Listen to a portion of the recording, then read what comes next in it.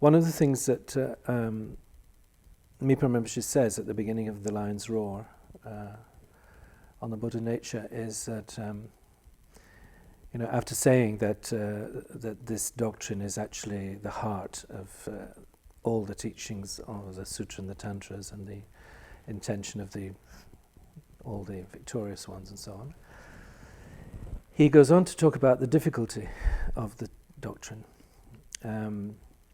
saying that it is so subtle that in fact even bodhisattvas on the 10th ground can't fully understand it. So no need to talk about ordinary beings. And I think one of the things he's referring to is that when you look at the different statements that are made about the Buddha nature, and you try to examine them from the point of view of ordinary reason and common sense, you are faced with paradox. And of course there are ways of coming to grips with this, but it's a complicated subject. And a bit like Madhyamika, the doctrine of the Buddha nature has been controversial in Tibet, which is not surprising when you have something that is subtle and profound. Different people will have different approaches. So, although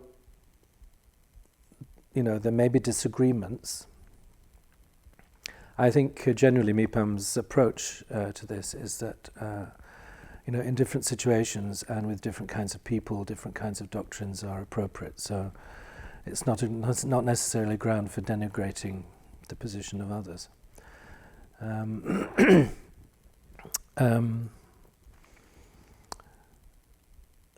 So, you could talk very generally about Buddha nature in a kind of touchy-feely way, or you can try to deal with these philosophical complexities.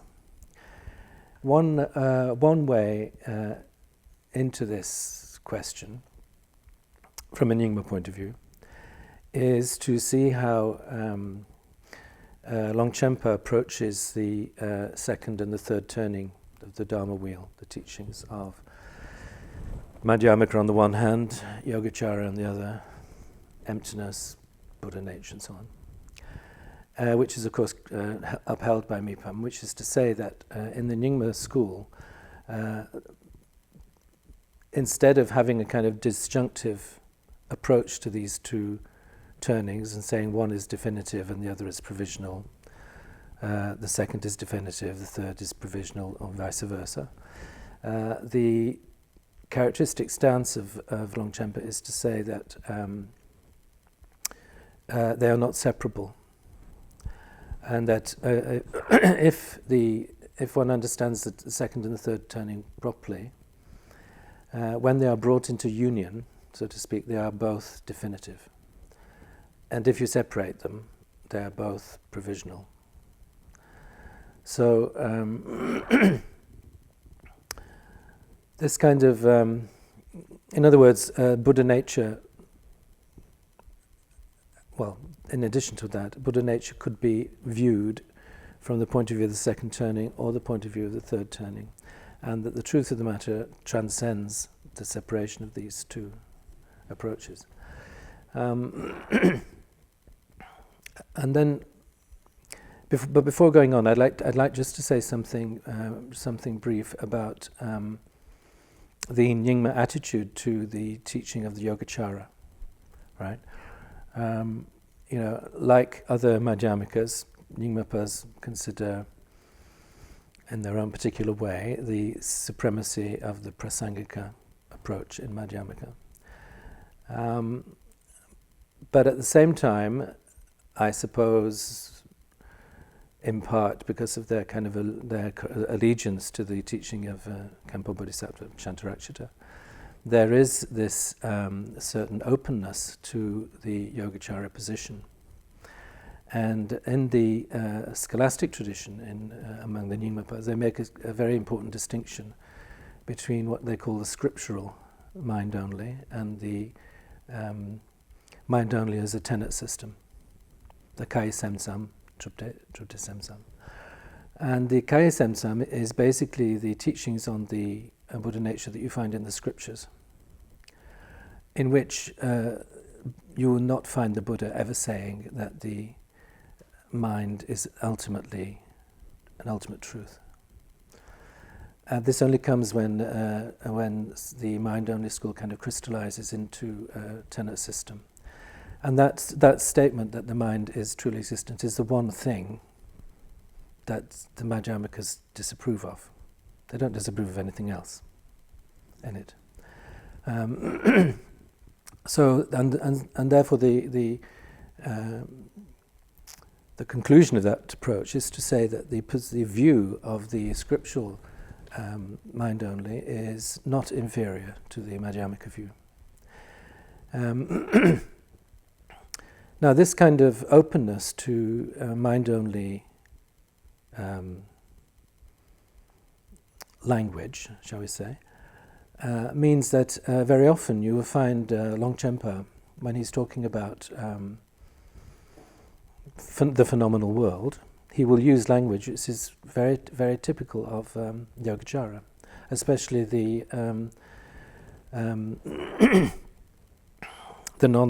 false aspectarian Yogacaras. And then on the other hand, Mipham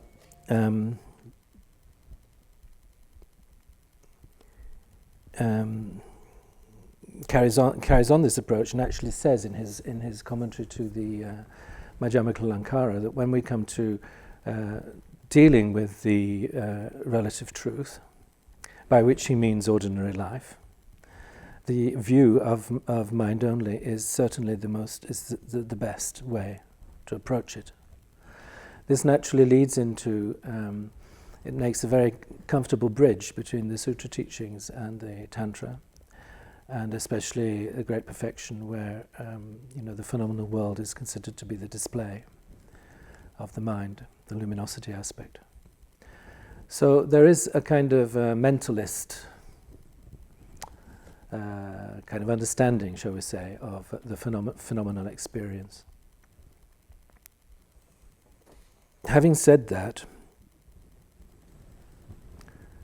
when you sort of, you can consider, for instance, the doctrine of the two truths, the ultimate truth, or the doctrine of the Buddha nature, and so on. And of course, from our point of view, from the point of view of ordinary beings, this is something that we are taught. It's not something that we naturally understand. If the Nagarjuna had not said so, or if the teachings had not said so, we would never have guessed that there was such a thing as ultimate truth. We would do what everybody else does and consider the relative truth as ultimately real. It's only a kind of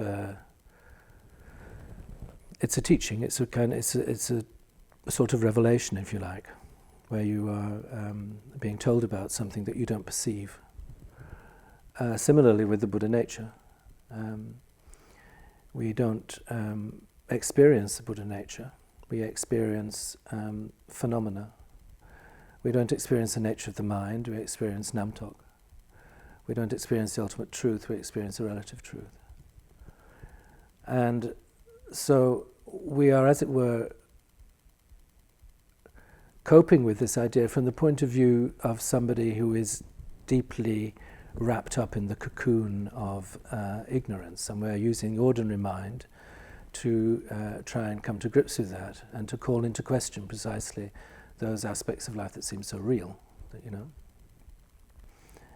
When, for instance, Mipham Rinpoche is talking about the two truths, he makes a distinction between two kinds of ultimate truth, the figurative ultimate and the non-figurative ultimate. The figurative ultimate being actually the idea of the ultimate that you hear about and you think about, which is, as it were, in opposition to the relative truth. And it's important to have a kind of intellectual understanding of this figurative ultimate, but it's not the ultimate in itself. The figurative ultimate is an idea that can be known by the ordinary mind. The ultimate truth in itself is an experience in which the mind actually ceases to be ordinary. So it's the ultimate truth, they say, is actually the union of the two truths. The ultimate truth in itself is the union of the two truths.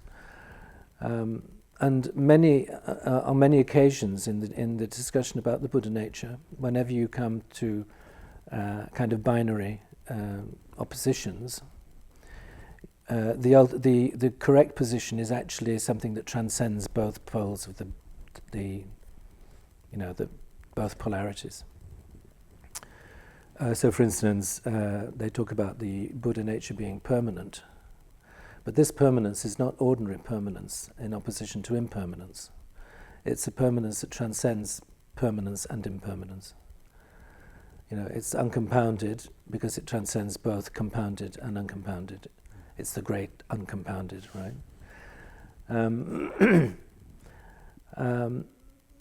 Anyway, in the Lion's Roar, what Mipham does is to consider two possible extreme positions, which he says has been propounded by masters in the past, and to define the Nyingma position in relation to those two views. One is that the Buddha nature is a truly existent entity, and the other that Buddha nature is just emptiness. In other words, the Buddha nature as a truly existent entity that is possessed with all the qualities of enlightenment but is a real thing, that's going too far from Mipham's point of view. On the other hand, the idea that Buddha nature is just emptiness, then that is not enough, because the position is that if the Buddha nature is the kind of position of saying the Buddha nature is emptiness is that it is just a potential, and that the qualities of enlightenment are produced, on the path through the accumulations of merit and wisdom. And so, in other words, the Buddha nature is in a sense compounded, and so that is not okay either. So the characteristic position in Nyingma, which I think is the same in Kagyu, is that the Buddha nature is uncompounded, is unchanging, is endowed with the qualities of enlightenment primordially from the very beginning, and the whole path, but it is concealed by adventitious obscuration, both the emotional veil and the cognitive veil, and the path is actually a process of removing those adventitious impurities, so that when Buddhahood is finally achieved, the Buddha nature stands fully revealed, but is not in any way different from the Buddha nature at the level of an ascension being, where it is concealed by obscuration. So, to use a technical term, they would say that the Buddha nature and the state of non-enlightenment is what they call a drelgyu. That is, it is the cause of the removal. That's to say that it's like a window. The window in itself is perfectly pure, and it is blocked by dirt on the window. The fact that the window is pure in itself means that it can be cleaned. So it's the cause through the removal of the dirt. So it's the cause of removal. And then when that is done and the window is perfectly clean again, it is the drelje, it is a fruit or a result that has come through the removal of adventitious defilement. Now, there are some kind of arguments that Mipham uses based on ordinary common sense, which can, to some extent, dispel some of the mistaken views, philosophical views about the Buddha nature. One of them is to examine the relation between cause and effect, and to say that whereas you can have a cause, but it's not certain that the cause will have an effect, like the seed It's not certain that the seed will grow because it might get burnt or something. On the other hand, if you have an effect, you know of a certainty that there has been a cause. And so he will say that since we know that there are enlightened beings in which the full enlightenment is fully developed, that itself must have had a cause. In other words, a potential in the mind stream of that person which was able to blossom into enlightenment. And then the scriptures say that this ultimate state is uncompounded. Since it is uncompounded, it must be immutable. Since it is immutable, it must be already perfect, even in the seed stage. So you can use kind of arguments like that. But he will say that, in fact, many of the paradoxical features of the Buddha nature, the fact that they're paradoxical doesn't mean to say that they can't be understood by beings. But what he does is what he talks about is the kind of valid cognition that is based on pure vision. The valid cognition that we use, valid cognition is based on perception, right? And so our ordinary perceptions of the world form the basis of a whole system of valid cognition.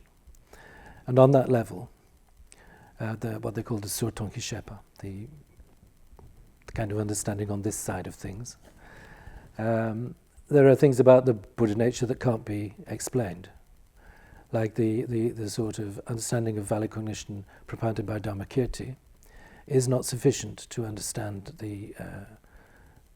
some of the paradoxical features of Buddha nature, but it is possible for the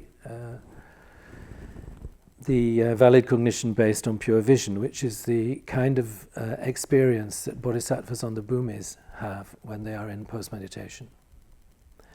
You know, like you see in the Sankhya Mernlam, for instance, when it talks about, countless Buddha fields on the grain of dust and so on.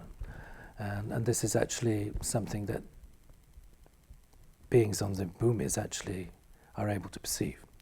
And on that level, that kind of valid cognition based on that sort of experience is sufficient to explain the paradoxical aspects of the Buddha nature. For instance, how is it possible for an uncompounded nature to cognize objects? Because cognition, as we understand it, necessarily involves change. Things like that. And so, although Mipham is always extremely rigorous in the way he reasons about things and has an extraordinary capacity to bring things into focus and in relation to each other, he does say that in the last analysis, much of what is said about the Buddha nature is really an object of faith for ordinary beings. And so he can quote the scriptures where the Buddha tells the Gelongs, you don't see this, but I do, and so you can take my word for it. Things like this.